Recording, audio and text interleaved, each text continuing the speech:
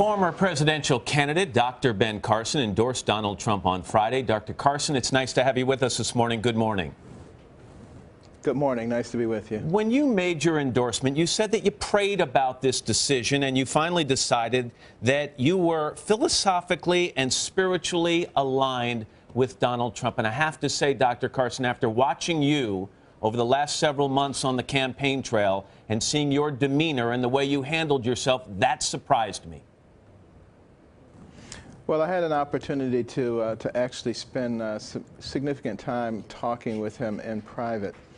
And I found out that he actually is a person who loves America greatly, thinks deeply, and does have some openness to spiritual things, which is not the impression that you would get from looking at the persona on stage. Yeah, you are so carefully spoken, though. You choose your words so carefully, and have been praised for the way you handle yourself. Let me give you a little of Donald Trump in his own words. Listen.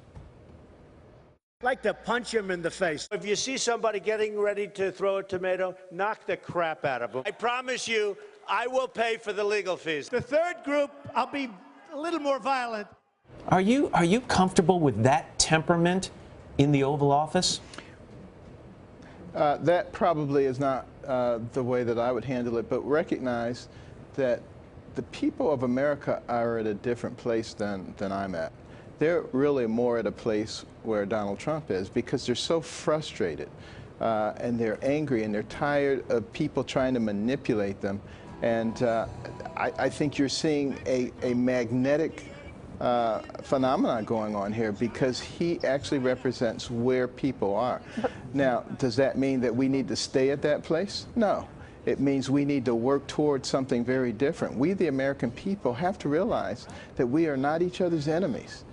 There are others out there, like radical Islamic terrorists, who want to destroy us. Those are your enemies. Dr. Carson, we have to stop and focus on the real enemy here. Let me ask you, I guess the bottom line is, do you believe that Donald Trump bears any responsibility for what has happened at some of these rallies? For example, him saying, I'd like to punch that protester in the face, and then a few weeks later, someone at his rally actually punches someone in the face. And Trump says, I bear no responsibility for this. Do you agree, or do you think how he speaks and the tone he sets matters?